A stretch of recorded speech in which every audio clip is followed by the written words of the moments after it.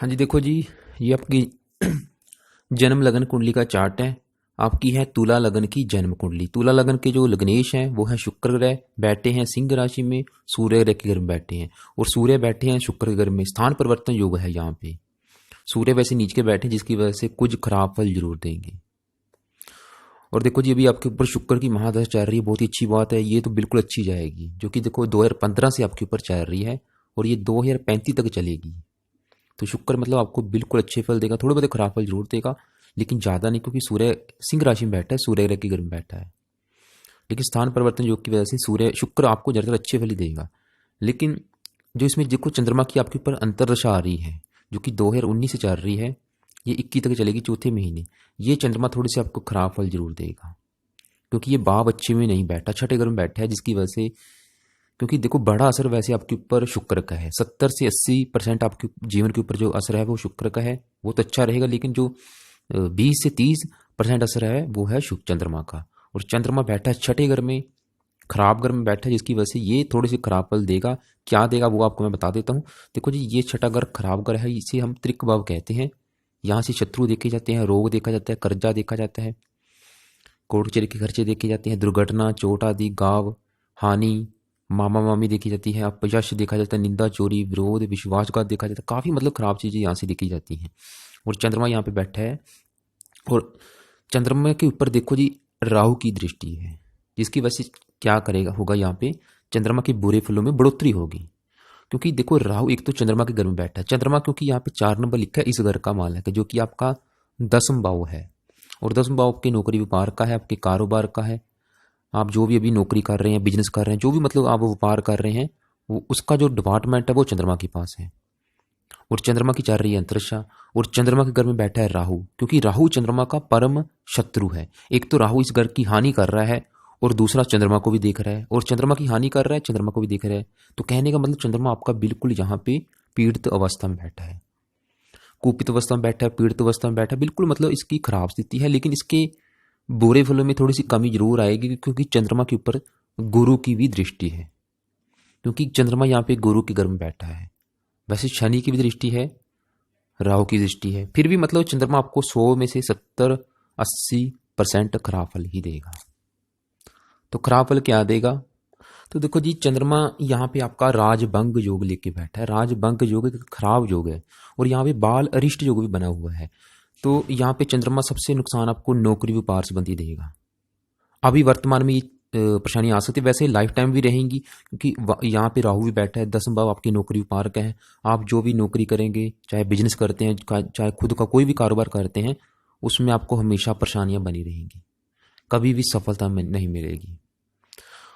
और इसके अलावा ये पिता का भी घर का मालक है। और पिता के घर का जो मालक है, देखो एक तो चंद्रमा है, वो नीच का छठे घर में बैठा है, और पिता घर में राहु बैठा है, और पिता कारक सूर्य नीच में बैठा है, जिसकी वजह से आपको पिता के सुख में भी बहुत ज़्यादा कमी आएगी, पिता संबंधी भी बहुत ज़्यादा परेशानियाँ आएंगी। तो इसके अलावा सरकार की तरफ से भी आपको दंड मिलेगा, सरकार की तरफ से भी आपको नुकसान होगा। और चंद्रमा यहाँ पे आपकी सेहत को भी खराब कर सकता है, क्योंकि छठा अगर रोग है, अभी वर्तमान में आपको सेहत संबंधी भी परेशानियाँ आ सकती हैं। सेहत जैसे आपकी, क्योंकि चंद्रमा देखो मन का कारक है, जहाँ तक मानसिक चिंता बहुत करेगा, जल्दी सर्दी जुकाम लगना, ऐसी चीज़ें आ सकती हैं।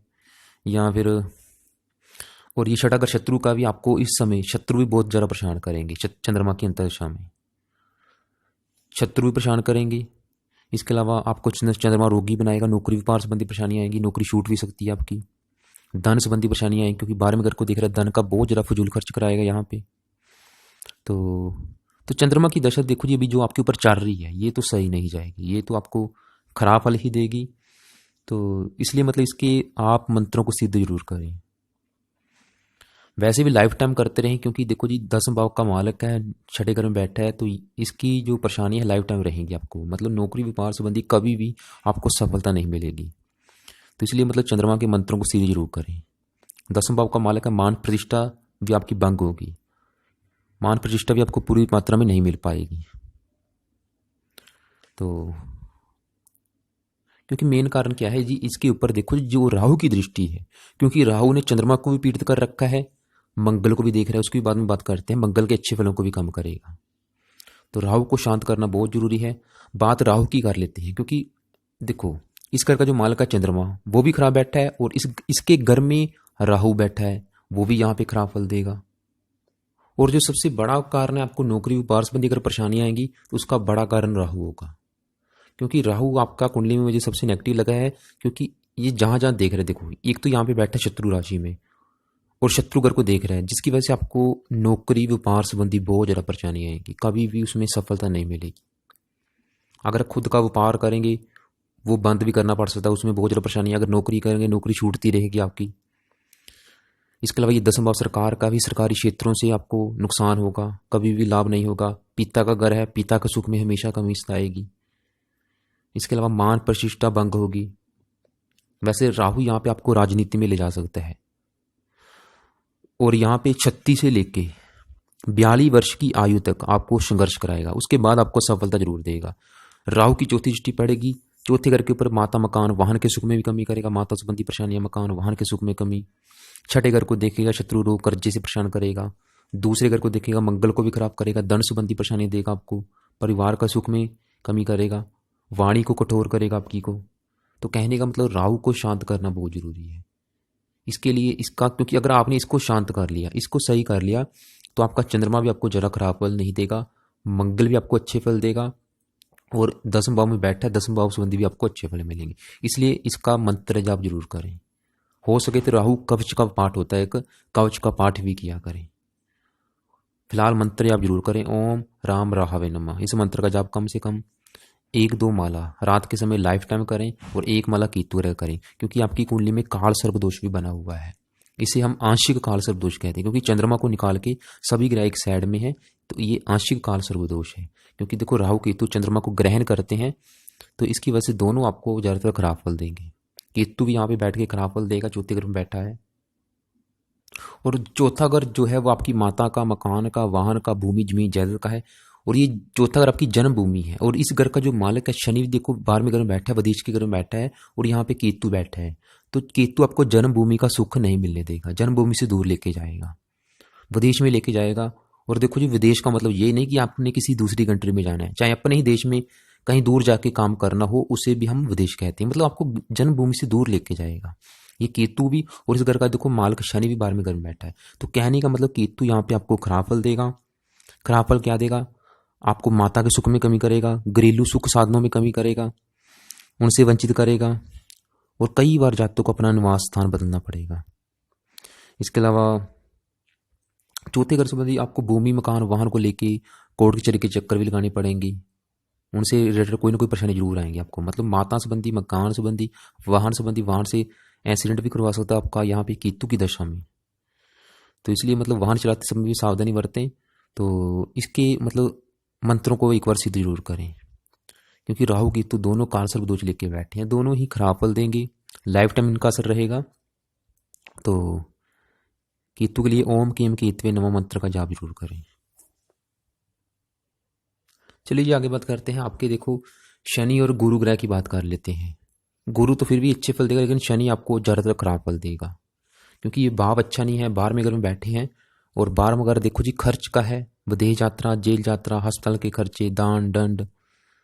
तो यहाँ पे शनि बैठा है बुध के घर में, वैसे बुध इसका मित्र है, तो शनि यहाँ पे कुछ अच्छे फल जरूर देगा। इस 12वें घर मतलब आपको विदेश लेके जरूर जाएगा, लेकिन फिर भी ज़्यादा अच्छे फल नहीं देगा, क्योंकि शनि यहाँ पे देखो 10 नंबर लिखा है, 11 नंबर लिखा है, दोनों जो घर है शनि के हैं। 10 नंबर वाला आपका चौथा घर, आपकी माता मकान वाहन का सुख देखना है, आपके जो घरेलू सुख देखना है, आपका जो घर का वातावरण होगा वो कैसा होगा वो देखना है, घरेलू जरूरतें देखनी है।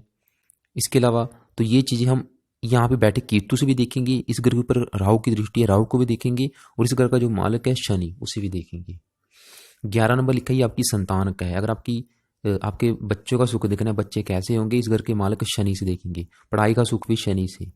और इस घर के ऊपर दृष्टि जिसकी है शुक्र की है।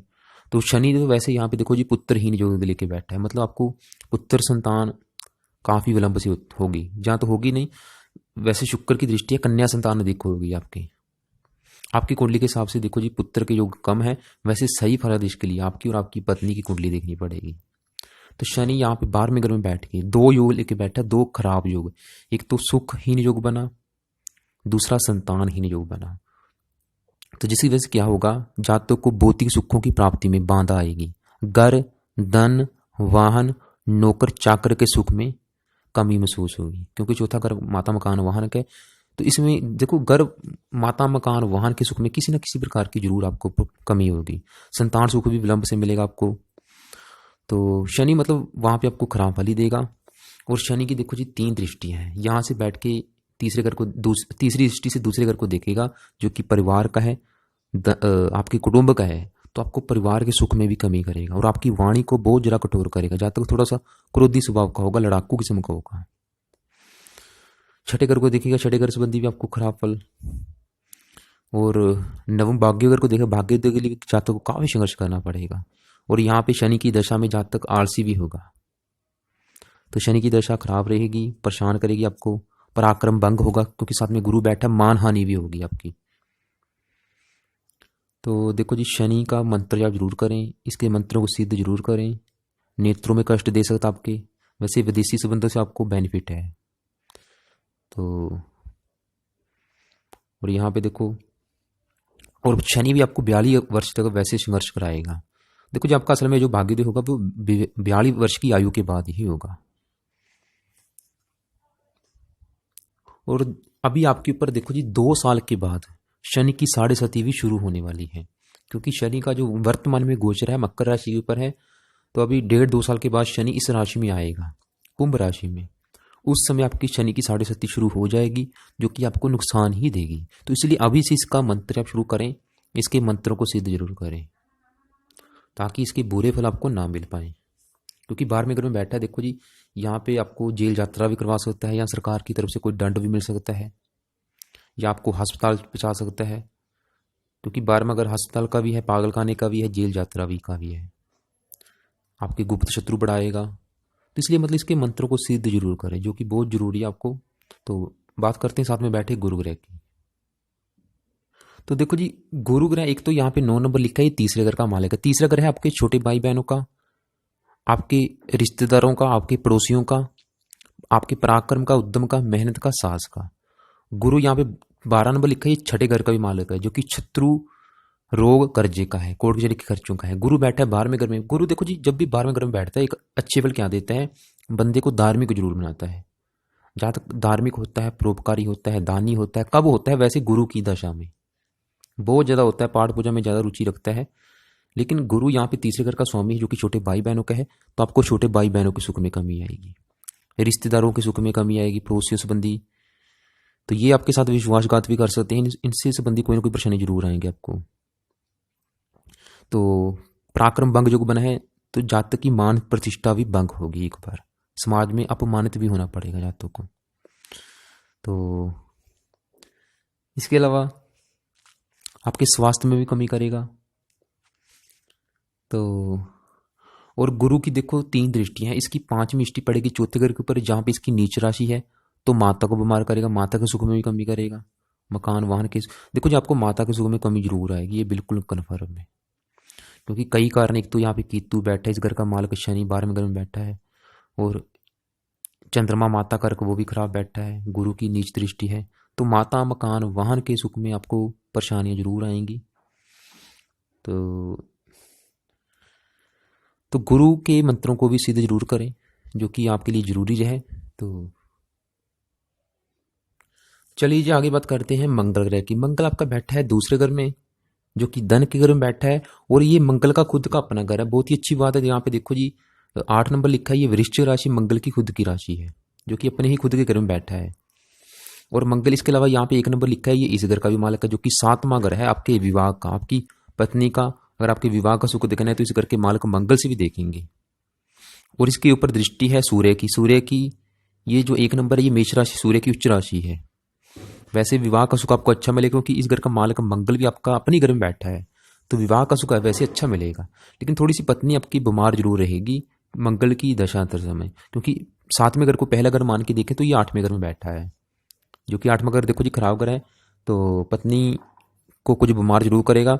वैसे मंगल यहाँ पे आपके लिए अच्छा है, धन के मामले में अच्छा है, आपको काफी धनी बनाएगा, परिवार का सुख अच्छा मिलेगा।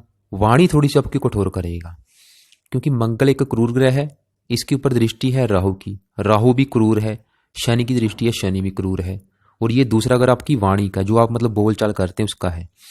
और मंगल के देखो जी अच्छे फलों को कम करेगा राहु, जो आपको मैंने पहले बार बार बोल चुका हूँ। अगर आप राहु की शांति करते हैं, क्योंकि मंगल ने यहाँ पे अच्छे फल बहुत देने हैं आपको। अच्छे फल ज्यादा क्या देगा आपको, धन के मामले में अच्छे फल देगा, क्योंकि धन के घर में बैठा है, अपने घर में बैठा है धन का मालिक, तो आपको काफी धनी बनाएगा। तो इसलिए मतलब राहु की अगर शांति करते हैं, शनि की भी शांति करें, तो मंगल का आपको ज्यादातर अच्छे फल मिलेंगे। तो मंगल ऐसे जातक का जो जन्म है वो पिता के लिए शुभ होता है, और जातक के जन्म के बाद पिता की तरक्की होती है। और सातवें घर का मालिक है, विवाह का मालिक है। देखो विवाह उठ के चला गया धन के घर में, पत्नी उठ के चलेगी धन के घर में, तो विवाह होने के बाद भी आपको धन लाभ होगा। पत्नी के द्वारा भी आपको धन लाभ होता रहेगा, ससुराल के द्वारा भी आपको धन लाभ होता रहेगा। मंगल आठवें घर को देखेगा, आपकी उम्र को लंबा करेगा। तो वैसे जातक की वाणी थोड़ी सी स्पष्ट होगी, तेज होगी, लेकिन क्रोधी जरूर होगी। तो मंगल भूमि कारक है, तो भूमि के रूप में भी आपके पास काफी धन हो सकता है। भूमि से रिलेटेड मतलब जमीन जायदाद के रूप में भी आपके पास धन हो सकता है। तो मंगल की चौथी दृष्टि पांचवें घर के ऊपर पड़ेगी। वैसे पुत्र के योग भी हैं, लेकिन देखो सही फलादेश के लिए आपकी और आपकी पत्नी कुंडली देखनी पड़ेगी, लेकिन फिर भी आपकी कुंडली में कन्या संतान अधिक होने के योग है। मंगल यहाँ पे पांचवें घर में देख रहा है, तो गर्भपात भी करवा सकता है। तो मंगल की दशा वैसी अच्छी जाएगी आपकी, क्योंकि अपने घर में बैठा है, रुच्च योग लेके बैठा है। जहाँ तक मेहनती होगा, स्पष्टवादी होगा, कभी कभी कठोर वाणी बोलने वाला होगा, वैसे काफी पढ़ा लिखा होगा, बातचीत करने में कुशल होगा। क्योंकि राहु की दृष्टि है, इसकी वजह से नेत्रों में कष्ट हो सकता है आपके, या फिर चेहरे पर चोट आदि लग सकती है। बात करते हैं आपके सूर्य ग्रह की, जो कि पहले घर में नीच का बैठा है। बिल्कुल खराब फल देगा पहले घर संबंधी। तो और सूर्य यहाँ पे सिंह राशि का मालिक है, लाभ का मालिक है, तो नीच का बैठा है, लाभ में कमी करेगा। आपके सर के ऊपर बैठा है, सेहत के ऊपर बैठा है, आपकी सेहत को खराब करेगा, आपके स्वास्थ्य को खराब करेगा। खासतौर पे सिर में पीड़ा बनी रहेगी, नेत्रों में कष्ट होगा। इसके अलावा जातक जुगड़ालू होगा, क्रोधी होगा। और जातक देखो चंद्रमा के ऊपर राहु की दृष्टि है, इसकी वजह से जातक शराब पीने का शौकीन भी हो सकते हैं। किसी नशे में इसकी रुचि हो सकती है जातक की, क्योंकि दूसरे घर से भोजन देखते हैं। राहु की दूसरे घर के ऊपर भी दृष्टि है, भोजन के ऊपर। भोजन कैसा होगा, नॉनवेज होगा, और नशे करने वाला हो सकता है जातक। तो सूर्य भी देखो लग्न में बैठा है, तो सूर्य भी आपको खराब फल देगा। कभी कभी मदिरा पीने वाला होगा, मतलब कोई ना कोई नशा करने वाला जरूर होगा। तो जातक शुक्र के घर में बैठा है, काम को भी होगा। तो सूर्य भी देखो जी आपको खराब फल देगा पहले घर में बैठ के। आपको एक तो मतलब क्रोधी बनाएगा, आपकी सेहत को खराब करेगा, नेत्रों में कष्ट करेगा। जातक ब्राह्मणशील होगा, कामुक होगा, सर के ऊपर बैठा है, परेशान होगा जातक, अशांत मन वाला होगा, बहुत ज़्यादा टेंशन डिप्रेशन का शिकार भी होगा। लाभ में कमी आएगी। सूर्य पिता का कारक है, पिता संबंधी परेशानियां। तो इसके अलावा सूर्य मान प्रतिष्ठा का कारक है, जातक को मान प्रतिष्ठा में कमी आएगी। वैसे सातवें घर को देखें, जो कि विवाह के घर को, तो विवाह का सुख वैसे आपको अच्छा मिलेगा, पत्नी का सुख अच्छा मिलेगा। ससुराल आपका काफी धनी होगा, उच्च प्रतिष्ठ होगा। ससुराल से, पत्नी से आपको समय समय पर धन लाभ मिलता रहेगा। तो इसके लिए मतलब सूर्य ग्रह के मंत्रों को भी सिद्ध जरूर करें, क्योंकि आपकी सेहत के ऊपर बैठा है, तो आपकी सेहत को खराब करता रहेगा। तो खासतौर पे सूर्य की दशा में आपको सूर्य से रिलेटेड कोई रोग भी लग सकता है, जैसे कि सूर्य की वजह से आपको टाइफाइड बुखार का होना, सिर में दर्द होना, या फिर क्योंकि सूर्य हड्डी का कारक है, हड्डियों से रिलेटेड आपको कोई परेशानी आ सकती है। तो दिल का कारक है, दाईं आंख का कारक है, आंखों में कष्ट हो सकता है। इसलिए मतलब आप सूर्य के मंत्रों को सिद्ध जरूर कर लें। इसकी दशा आपकी ज़्यादा अच्छी नहीं जाएगी, जो कि आपको खराब रहेगी। तो वैसे फिलहाल इसकी सूर्य की देखो अंतरदशा भी निकल चुकी है, फिलहाल महादशा तो अभी आएगी नहीं, तो अंतरदशा निकल चुकी है। 19 से पहले इसकी सूर्य की आपके ऊपर अंतरदशा थी।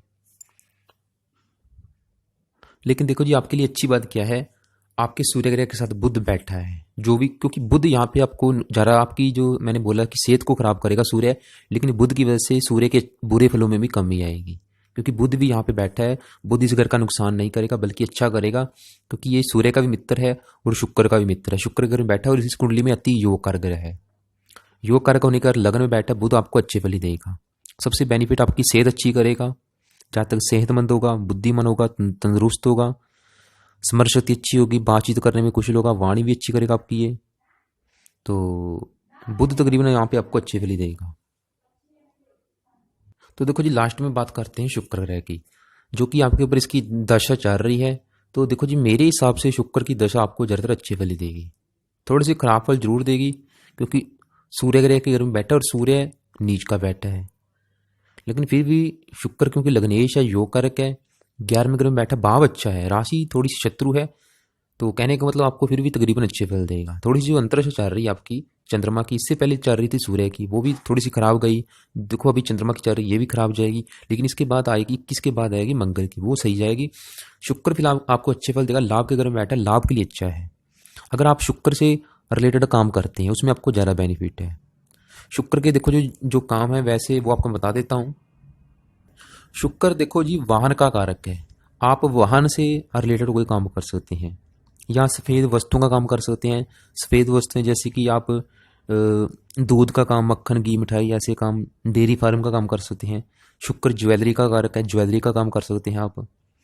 इसके अलावा फैशन से रिलेटेड कोई काम कर सकते हैं, यानी कि ब्यूटी पार्लर का काम, लेडीज़ का जो सामान होता है। इसके अलावा रेडीमेड सामान हो गए, फर्नीचर के सामान हो गए, या फिर इलेक्ट्रॉनिक का काम हो गया, कंप्यूटर का काम हो गया। शुक्र फिल्म इंडस्ट्री जुड़ा है, फिल्म इंडस्ट्री से कोई जुड़ा काम कर सकते हैं, कपड़ों का काम कर सकते हैं, या फिर आप वाहन, दूध, पनीर, मोती, कागज, स्टेशनरी, इनसे रिलेटेड भी कोई काम कर सकते हैं। इसमें आपको ज़रा बेनिफिट होगा, क्योंकि शुक्र की अभी आपके ऊपर महादशा है, इसका अभी आपके ऊपर ज़्यादा असर है, जो कि देखो 2035 तक चलेगी, काफ़ी लंबी है। तो इसलिए मतलब एक तो शुक्र ग्रह का आप कम से कम 2 माला मंत्र जाप जरूर करें, क्योंकि शुक्र आपको जो थोड़े बहुत खराब फल देगा उसमें कमी आएगी। तो ओम शुम शुक्राय नमः मंत्र का जाप जरूर करें। तो शुक्र आपको अच्छे रहेगा, आपके लिए अच्छा है। सिर्फ जो आपके ऊपर नेगेटिव क्या है, एक तो चंद्रमा की भी अंतरदशा चल रही है वर्तमान में, तो इसलिए मतलब चंद्रमा का भी मंत्र जाप जरूर करें, 1-2 माला इसका भी जरूर करें। बाकी जो आपको मैंने ग्रह बताए उनके जरूर करें, खासतौर पे राहु केतु का जरूर करें। इनका रात के समय एक एक माला राहु का, एक माला केतु का, एक माला शनि ग्रह का जरूर करें, क्योंकि राहु एक अकेले राहु ने चंद्रमा को भी पीड़ित कर रखा है, मंगल को भी पीड़ित कर रखा है। क्योंकि राहु यहाँ पे क्या है, राहु की जो 5वीं दृष्टि है ये दूसरे घर के ऊपर पड़ेगी, दूसरा घर धन का है, और धन ये जो 8 नंबर लिखा है ये राहु की नीच राशि है। तो राहु इस घर का नुकसान करेगा। नुकसान क्या करेगा, आपकी धन की हानि करेगा, आपको धन इकट्ठा नहीं होने देगा, आपके पास धन संबंधी परेशानी आपकी लगी रहेगी। मंगल यहाँ पे धन देना है, लेकिन राहु की वजह से धन आपका खर्च होता रहेगा, धन संबंधी परेशानी आएंगी। तो कहने का मतलब यही है कि आप अगर राहु की शांति करते हैं तो काफ़ी ग्रह आपके अच्छे हो जाएंगे। इसलिए मतलब राहु का दान भी करें, इसका मंत्र जाप बहुत जरूरी है आपको। वैसे भी 10वें भाव में बैठा है, शनि के मंत्रों को भी सिद्ध जरूर करें। तो बाकी शुक्र का तो करना ही आपने जरूर है।